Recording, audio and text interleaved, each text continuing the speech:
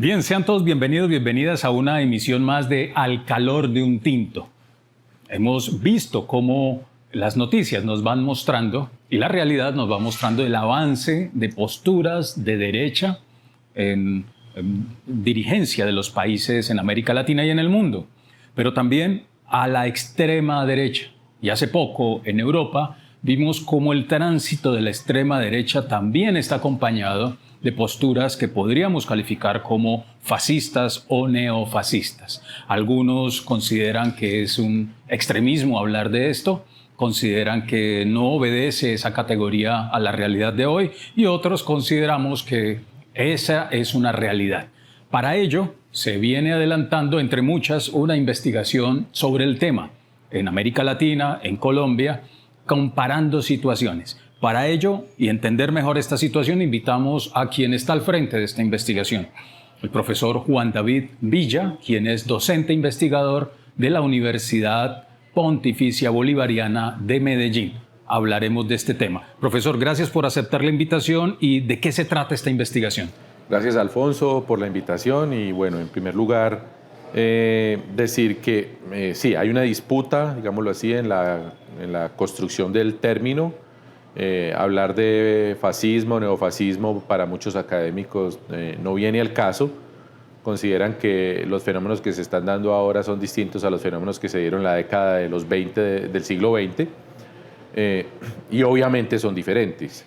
Entonces, por algunos detalles o algunas cosas que se diferencian, que creo que es normal que se diferencien porque el contexto histórico no es el mismo, consideran que no podríamos hablar de esto, pero cada vez más algunos autores y algunos muy respetados como Mude, Francisco Veiga, entre otros, en este momento no me vienen todos, están hablando de que tenemos que hablar de una ola neofascista que es como una emergencia que viene de todos estos movimientos de extrema derecha y ultraderecha en el mundo y que especialmente y particularmente en este año vemos que están saliendo mucho más claramente a la luz pública, con un discurso mucho más abierto, digámoslo así, saliendo del closet y expresando ideas cada vez más radicales, más extremistas, que sí son un peligro, pues, digámoslo así, para la humanidad, pienso yo, no solamente para nuestros países, sino para la humanidad en general. Bueno, la investigación nos surgió en una pregunta inicial. Nosotros habíamos hecho un proyecto en el cual estuvimos entre 8 y 10 años, que es Barreras Psicosociales para la Paz, que en algunos espacios aquí de Al calor de un tinto hablamos de él y en muchos escenarios. Y en ese proyecto al final nos fuimos dando cuenta de algo y en uno de los últimos artículos que incluso presentamos y que trabajamos juntos sobre las creencias de paz, nos dábamos cuenta que sí, o sea, en general la gente no es que esté en contra de la paz, todos quieren la paz, la cuestión es de qué paz estamos hablando y cómo esa paz se construye, y veíamos que había ciertas tendencias en esto y que esas tendencias nos llevaban, digámoslo así, a marcos de posiciones políticas. Nosotros llamamos subjetividades políticas diferentes y nos dábamos cuenta que había algunas de esas tendencias y algunas de esas lógicas que eran, por llamarlas de alguna manera, antidemocráticas. Es decir, se convertían casi que en barreras para la democracia y en ese sentido pues, nos hicimos la pregunta, bueno, ¿qué está pasando?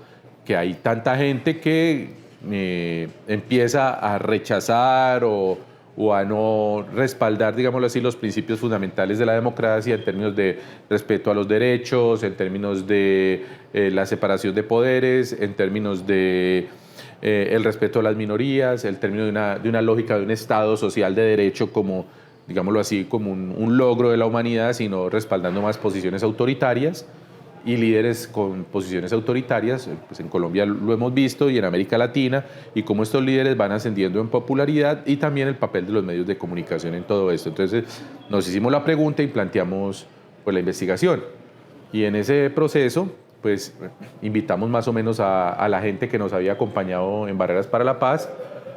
Por razones a veces laborales, algunos no pudieron estar, pero y llegaron otras personas. Puedo decir más o menos quiénes estamos en la investigación. Está la UPB y el grupo de investigación en psicología en el cual yo pertenezco, pero también están compañeros de la UPB porque invitamos también a los de comunicación social, porque veíamos que el tema de los medios es muy importante para mirar esto, cómo es el manejo mediático en relación con estos temas, a un compañero de la Facultad de Publicidad y a otros compañeros de la Facultad de Ciencia Política, tratando de mirar precisamente, nosotros llamamos el proyecto Subjetividades Políticas en Crisis de la Democracia, precisamente porque el tema de fascismo y neofascismo, cuando fuimos a presentar el proyecto, también aquí en San Buenaventura, cuando lo presentamos,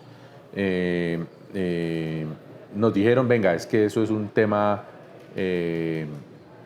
comillas, políticamente incorrecto, y nos generaba dificultad. Entonces nosotros dijimos, no, pues hablemos entonces sí, o sea, hay una crisis de la democracia, esa crisis de la democracia está marcada por lógicas autoritarias y obviamente por el ascenso de las posiciones de extrema derecha en el mundo, y con base en eso presentamos el proyecto. Entonces están estas facultades de la UPB y está San Buenaventura participando, está también la Pontificia Universidad Javeriana de Cali, dos grupos de investigación de allá, la Universidad San Buenaventura de Cali también hay un investigador que está participando allí, la Universidad Surcolombiana, un compañero que también estuvo en Barreras para la Paz, la UPB Bucaramanga, que también participó en el primer proyecto, la Universidad Conrad Lorenz de Bogotá y la Universidad Popular del Cesar. También estamos haciendo este trabajo con un investigador, un coinvestigador principal, se llama Hussein Kakal, que es de la Universidad de Kiel en el Reino Unido. Él ha trabajado todo el tema de los extremismos políticos en los contextos sobre todo del Medio Oriente, Turquía, Siria, Irán, Irak, y ha incursionado en investigaciones sobre este tema y estos temas en América Latina, en Chile, Perú y ahora en Colombia, y veíamos que era también un respaldo, porque nosotros vemos que no es un problema solamente colombiano, este ascenso de estas formas ideológicas, sino también un problema que es internacional, y que obviamente nos tenemos que preguntar en el mundo si el camino hacia el cual nos estamos dirigiendo es a un renacimiento y un fortalecimiento del fascismo y las implicaciones que eso tiene para la humanidad, o si estamos hablando de otra cosa, por lo menos plantear la discusión, porque si estamos en ese escenario, pues obviamente hay unos riesgos muy grandes, no solamente para la democracia, sino para la humanidad. Bien, lo cierto es que las características de los nuevos gobernantes nos están diciendo cosas muy claras. Profe, háblenos un poco de la metodología para entrar ya a los resultados, la metodología de la investigación. Bueno, nosotros estamos implementando una metodología mixta en la cual hay un instrumento cuantitativo que trabaja algunas de las variables que se han trabajado en psicología social y psicología política, como el extremismo, el radicalismo, los fanatismos, lo que llaman las fusiones de identidad, porque la gente se pliega muchas veces a unas ideologías, desde esos fanatismos, estos radicalismos, porque la gente termina asumiendo esa identidad ideológica como una identidad personal y fusiona esa identidad, y por eso pues obviamente entrar a hacer un debate político de esto termina siendo muy difícil, porque la gente se siente atacada personalmente y no en una discusión, en un debate ideológico. El autoritarismo, retomando incluso los estudios clásicos que hicieron Adorno y Horkheimer en la Escuela de Frankfurt, incluso el estudio previo a que empezara la Segunda Guerra Mundial de Erich Fromm sobre el miedo a la libertad, donde se trabaja todo el concepto de personalidad autoritaria, es decir, retomando esa tradición de investigación. Se pueden escapar algunas variables, pero está este instrumento se ha recogido en todas estas ciudades del país. Hemos elaborado, han participado más o menos 1.800 personas. Esto tiene un control, digámoslo así, porque la participación de las personas muchas veces, como es online, muchas veces se dejan vacíos y todo esto, entonces estamos haciendo en este momento el filtro para que nos queden las encuestas válidas. Lo que hemos decidido en el proyecto es, hemos analizado un primer año, que es desde julio del año pasado hasta junio de este año, pero lo vamos a hacer durante 2 años más. Empezamos un nuevo ciclo, julio del próximo año hasta junio del siguiente año y luego el siguiente año. ¿Cuál es el sentido de esto? Pues bueno, hacer un corte transversal en este momento y poder sacar unos resultados de lo que es nuestro primer año, digámoslo así, recogiendo la información, porque el instrumento es largo. Pero luego hacer una contrastación para que sea longitudinal. Y al mismo tiempo tenemos 2 instrumentos cualitativos. Uno, que está centrado, digámoslo así, en la forma como se toma la gente posición en relación con las reformas que está planteando el gobierno colombiano en este momento, el gobierno de Gustavo Petro.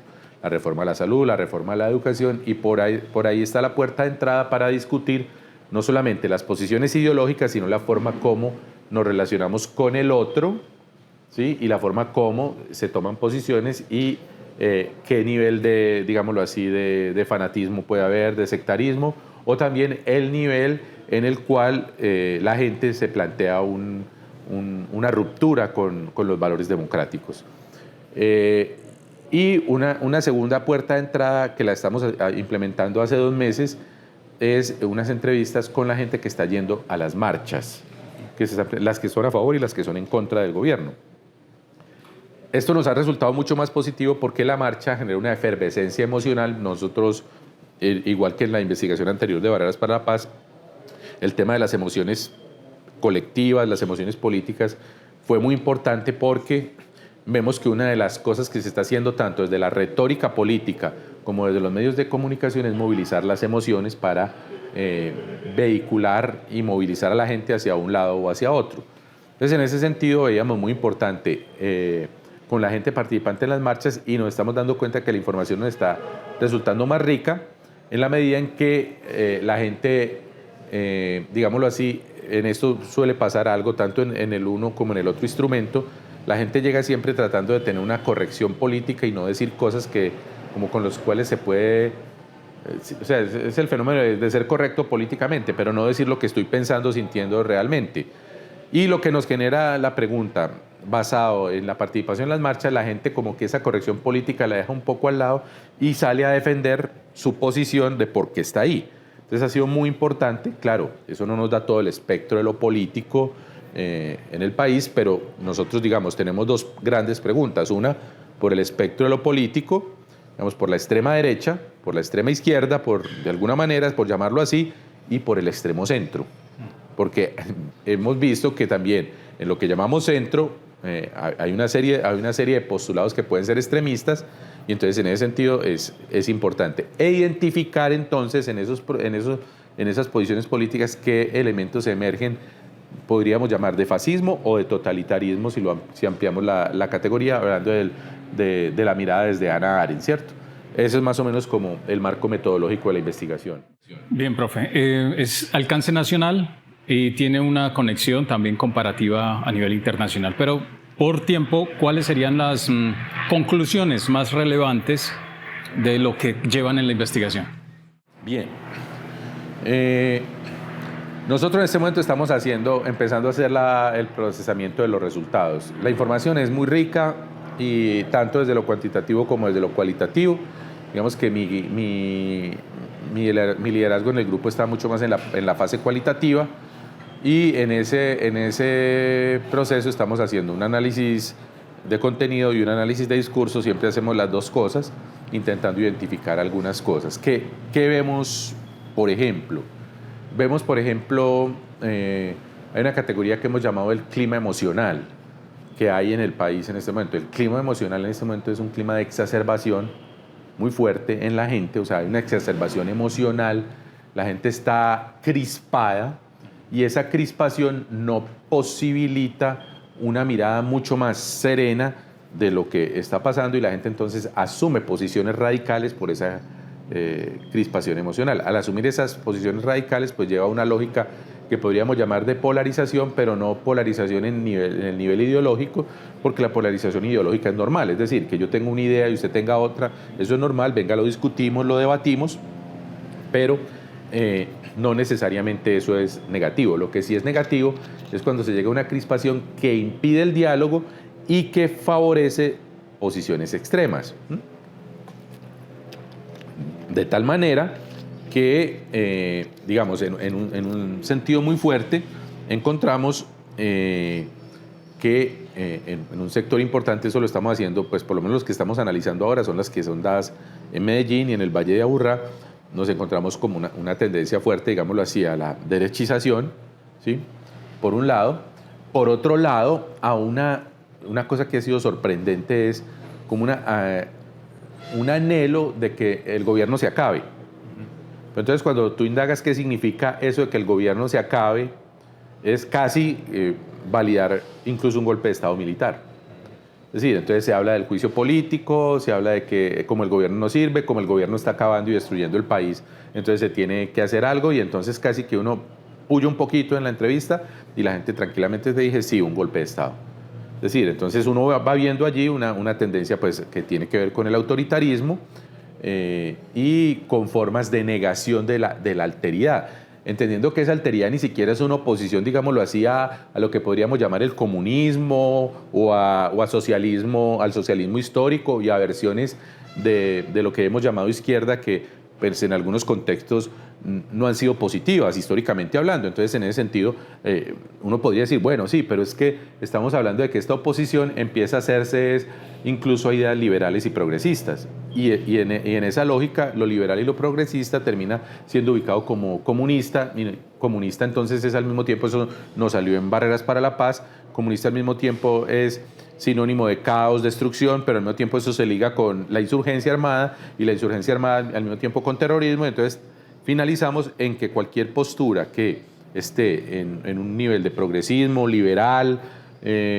con un Estado social de derecho, una posición muy democrática termina siendo catalogada en un extremo, cuando eso no es un extremo, digamos, casi que una posición concertada y casi que un proceso histórico de casi 2 siglos al que llegó la humanidad en un momento determinado y que termina siendo calificada de extremista. O sea, ¿cómo va a ser calificado de extremismo que se defiendan los derechos de las mujeres?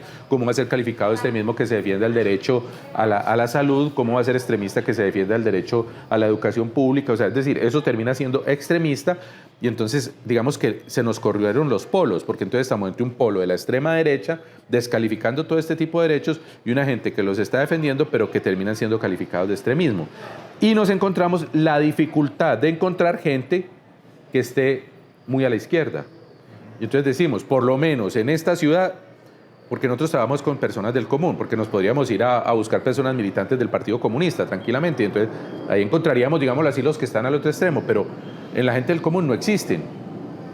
No existen. Entonces encontramos, es más, gente que está en movimientos sociales, hemos entrevistado a algunas personas ¿cómo se llama? El movimiento de los pueblos, ¿cómo se me escapa eso?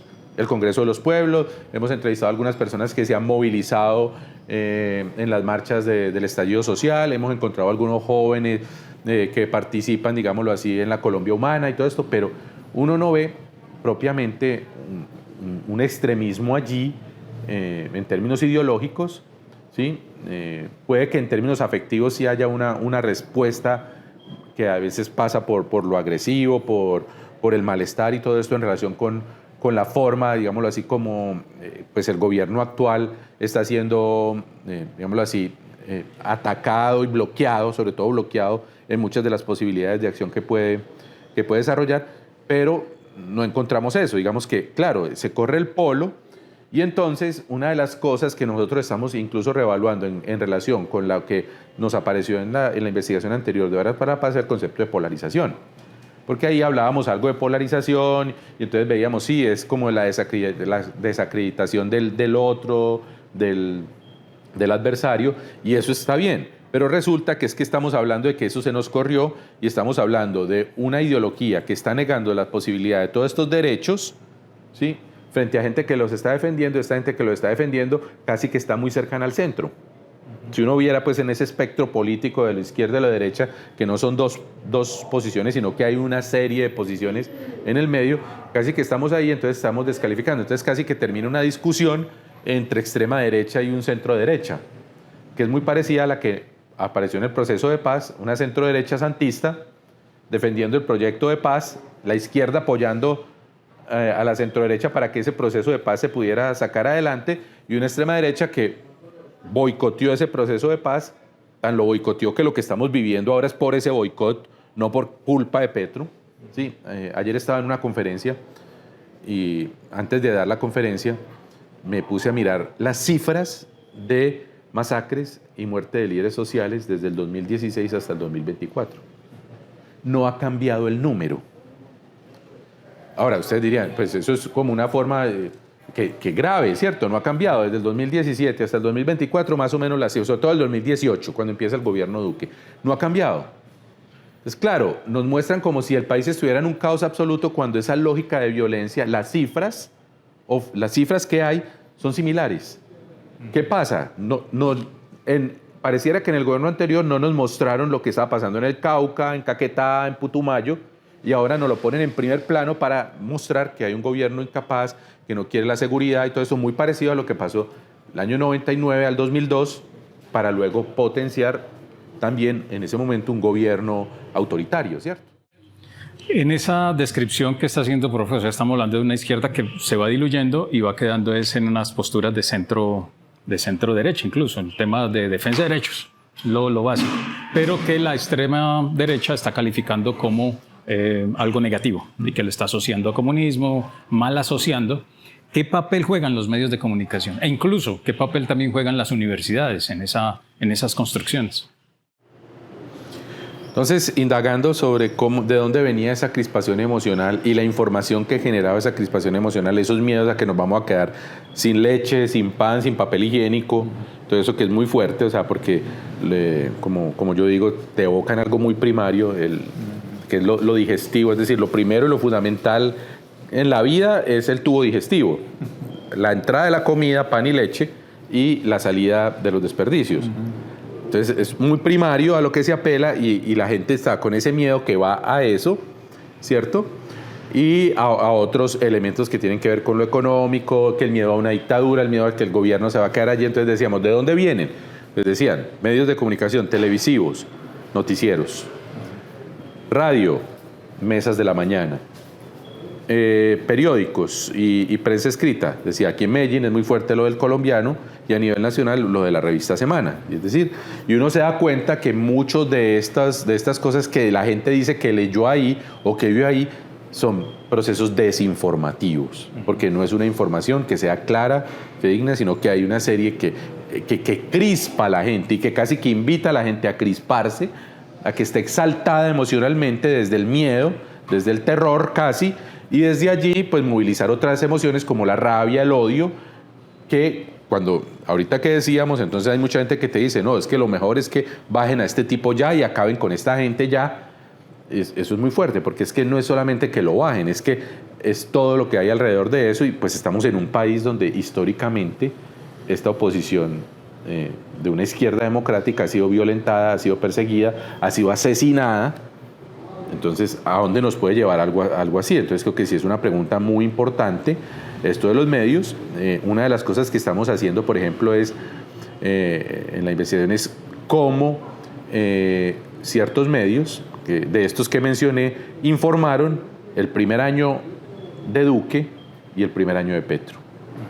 No sé, aquí se resume en la famosa portada de la revista Semana en el primer año de Duque, cuando dijo un año de aprendizaje, ¿cierto? Y el país llevado al garete, y con Petro, pues uno podría decir, bueno, por mal que lo esté haciendo, el país no está peor en las cifras, en los datos, ni el dólar se fue a 7.000 pesos, ni la economía se cayó. Las últimas cifras de crecimiento decían que iba a haber un crecimiento casi negativo, y el crecimiento, o sea, ya como que no tienen de dónde más pegarse para mostrar. El desempleo no se ha caído significativamente, esto incluso bajó en un tiempo, ahora subió poco, la inflación está bajando. Es decir, es como si desearan que todo fuera mal. Y es diciéndole a la gente todo va mal, cuando la gente, pues, a lo sumo, no estamos peor. Por lo tanto, no estamos ni en el peor de los gobiernos, ni en el caos, ni en la destrucción. Esto es Colombia, y Colombia sigue siendo Colombia. Podrían decir los críticos, esto no ha mejorado, no estamos en el paraíso, no estamos viviendo sabroso. Muy bien, es que aquí hemos vivido muy duro siempre, y probablemente en 2 años de gobierno eso no vaya a cambiar. Pero no estamos en el caos ni en la destrucción. Pero nos puede pasar, como en el cuento de García Márquez, que le atribuyen a García Márquez, yo nunca he estado seguro si ese cuento es de él, algo muy grave va a pasar en este pueblo hoy. Carnicero se lo dice a la señora se lo dice a la otra, y alguien dice, como va a pasar algo muy grave, yo me voy. El otro dice, yo también me voy. Todos salen, al final los últimos que van a salir dicen, bueno, ¿para qué no? Vamos a quemar este pueblo, para que eso tan grave, queman el pueblo. Y cuando ya van en la romería saliendo del pueblo, el carnicero le dice a la señora, ¿vio? Yo le dije, algo muy grave va a pasar hoy. Son las profecías autocumplidas. ¿No será eso lo que lo que se está construyendo, ese tipo de relato, y eso es muy grave porque es como jugar con la vida de la gente sin que importe eso. Entonces yo sí creo que, y esas cosas nos emergen desde el relato de la gente, y por eso dijimos, bueno, vamos a hacer la investigación mirando lo que los medios producen. La de Cali está muy centrada en el tema de los discursos de odio. Es claro, es mirar cómo esto, el papel de los medios es fundamental en la generación de estas lógicas. Hay una prefabricación de una sociedad que se abre y que es más proclive hacia soluciones radicales y violentas. Sí. Y hay una preconstrucción de los medios e incluso del sistema educativo hacia soluciones de este tipo. Es decir, una sociedad pro-extremista o profascista, podría decir uno. ¿Cuál sería el llamado? Porque parece ser que nos quedan pocas opciones al movimiento social y a las organizaciones sociales para ir cerrando esta parte. Es una pregunta que siempre nos hacen, nosotros hemos dicho, hay varias cosas. Yo pienso que no sé de qué manera tendríamos que empezar a hacer una movilización para poner en cintura a los medios. Eso se tendría, no sé cuáles son las herramientas político-jurídicas para llevar allá, pero el cuento de que a nombre de la libertad de expresión se dice lo que se da la gana.